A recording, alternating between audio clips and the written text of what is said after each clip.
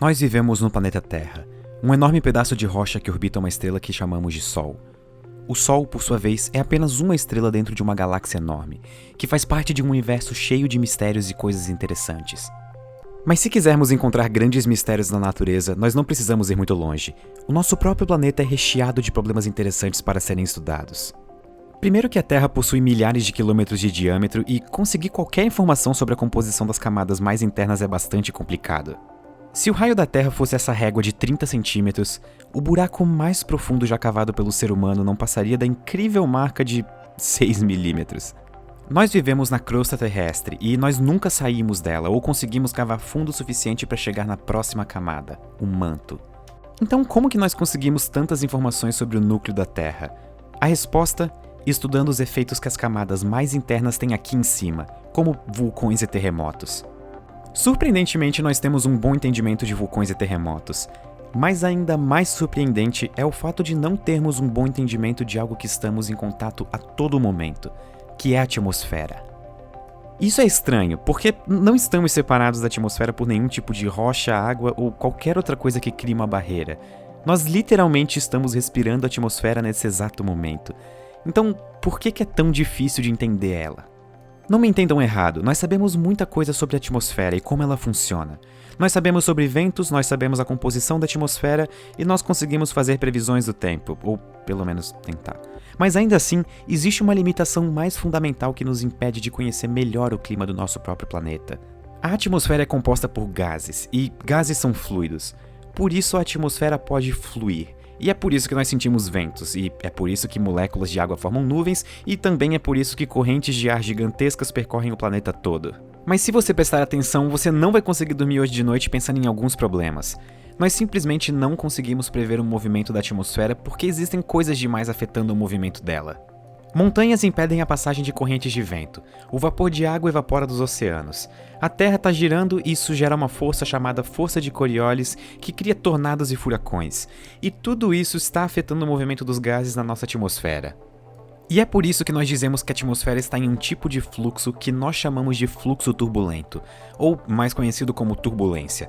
É a mesma coisa que faz os aviões chacoalharem e você vê sua vida inteira passando pelos seus olhos. Mudanças caóticas na pressão, velocidade e movimento do ar estão acontecendo a todo momento no mundo todo. E é aqui que está o problema. Nós não entendemos turbulência. E por nós eu me refiro à humanidade como um todo, incluindo as maiores mentes que já existiram. Um bom entendimento do fluxo turbulento é um problema tão difícil que o próprio Heisenberg, um dos principais físicos do desenvolvimento da mecânica quântica, disse a seguinte frase: "Quando eu me encontrar com Deus, eu tenho duas perguntas. Por que relatividade e por que turbulência?" Heisenberg era um dos físicos que melhor entendeu os mistérios da mecânica quântica, e mesmo assim ele ficava abismado com o problema da física clássica. Mas se você quiser mais exemplos, nós temos outro físico, o Richard Feynman, e ele afirmava que a turbulência era o problema em aberto mais importante da física clássica. E uma das consequências mais interessantes da turbulência na atmosfera nos afeta no dia a dia: tempestades tropicais, que também são chamadas de ciclones aqui no hemisfério sul ou furacões no hemisfério norte. Elas são uma das exibições mais poderosas e energéticas da atmosfera. Um único furacão libera em média 200 vezes a energia elétrica gerada no mundo inteiro. Ou, se você quiser em termos mais destrutivos, cada furacão libera em média a mesma energia que 10.000 bombas nucleares. Então, entender bem como tempestades e ciclones funcionam podem nos dar dicas importantes sobre como a própria turbulência funciona. E quando estudamos algo, é muito interessante olhar para os casos extremos. Por exemplo, qual o maior furacão que já vimos? E o quão grande eles podem ser? E quanto tempo eles podem durar? O maior ciclone já registrado foi o tufão Chip, que se formou no Oceano Pacífico com mais de 2.000 quilômetros de diâmetro. Ele sustentou ventos de 305 km por hora por poucos minutos, e ventos de 260 km por hora por mais de 10 minutos. Isso é suficiente para levantar qualquer pessoa e praticamente muitos objetos pesados. Só que apesar disso, nós acreditamos que ciclones, em geral, não podem ser muito mais extremos que o tufão Chip. Digamos que ele seja uma espécie de limite. E o porquê disso é ainda mais interessante. Ciclones são praticamente motores. Sim, motores. A função básica de um motor é transformar calor em movimento ou trabalho, e ciclones são extremamente bons nisso. Ciclones só se formam sobre regiões de água quente no oceano. A superfície quente da água evapora e aquece o ar sobre a superfície do mar. Esse ar aquecido sobe por convecção. Mas esse efeito gera uma zona de baixa pressão sobre a superfície quente do mar. E essa zona de baixa pressão atrai o ar ao redor dela para o seu centro. E aí você tem o olho do ciclone. E o processo se repete, porque esse ar atraído é aquecido pela evaporação da água do mar e aí você tem um ciclone formado. Ou seja, um ciclone transforma a energia térmica do oceano em vento. Mas acreditem, tem muita energia no mar, e esse processo é bastante eficiente. Por causa disso, ciclones são as tempestades mais poderosas que nós conhecemos.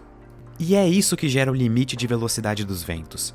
Motores possuem um limite de eficiência, e é por causa disso que no pior dos casos, um ciclone pode atingir uma velocidade máxima de 320 km por hora.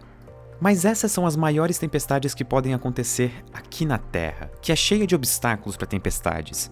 Nós temos grandes regiões rochosas, também conhecidas como continentes, que na maior parte das vezes impedem o caminho dos ciclones e acabam encerrando as suas vidas. Mas nós temos um lugar em que não existem esses obstáculos. Só que esse lugar não é na Terra. Se nós quisermos encontrar as tempestades mais extremas imagináveis, nós temos que ir para um gigante gasoso como Júpiter. Ele é 320 vezes mais massivo que a Terra e, por ser um gigante gasoso, ele não tem continentes, montanhas ou qualquer tipo de barreira que encontramos aqui na Terra.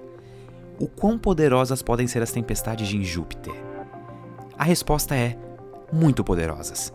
A tempestade mais icônica de Júpiter é a Grande Mancha Vermelha, uma zona de alta pressão que gera uma tempestade maior do que a Terra em tamanho.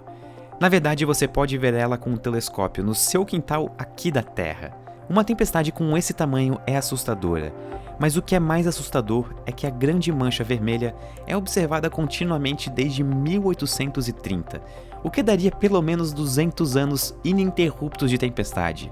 Só que isso é o primeiro registro histórico confirmado da Grande Mancha Vermelha. Na verdade, ela pode ter começado muito antes.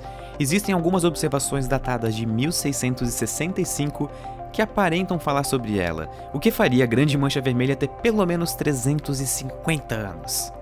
Os ventos na borda dela chegam a mais de 400 km por hora, o que é completamente inconcebível para ciclones aqui na Terra. A Grande Mancha Vermelha de Júpiter é não só a maior tempestade já registrada na história, tanto em tamanho quanto em duração, como também é uma das maravilhas do Sistema Solar, um verdadeiro cartão postal de Júpiter. Mas ainda assim, a maior tempestade já registrada na história ainda está cercada de mistérios. Nós não entendemos como uma tempestade pode durar tanto tempo, mesmo em Júpiter. Existem hipóteses e modelos sobre como o fluxo de vento poderia alimentar ela, mas isso ainda é um problema em aberto. E estudar eventos climáticos extremos no nosso sistema solar pode ser bom pra gente aqui na Terra, porque entender bem a maior tempestade que nós conhecemos pode nos permitir entender melhor turbulência e tempestades em geral. Talvez nós pudéssemos conseguir previsões do tempo mais precisas, ou quem sabe a possibilidade de prever enchentes e também a possibilidade de prever eventos climáticos significativos com uma antecedência bem maior. De toda forma, tempestades como o Tufão Tip ou a Grande Mancha Vermelha são uma prova da maravilhosa complexidade do nosso universo. Quem diria que tempestades são motores quase perfeitos que transformam o movimento caótico das partículas na atmosfera em colossais padrões de nuvens. E além disso, elas são parte de uns problemas em aberto mais interessantes da física, a turbulência. Muito obrigado e até a próxima.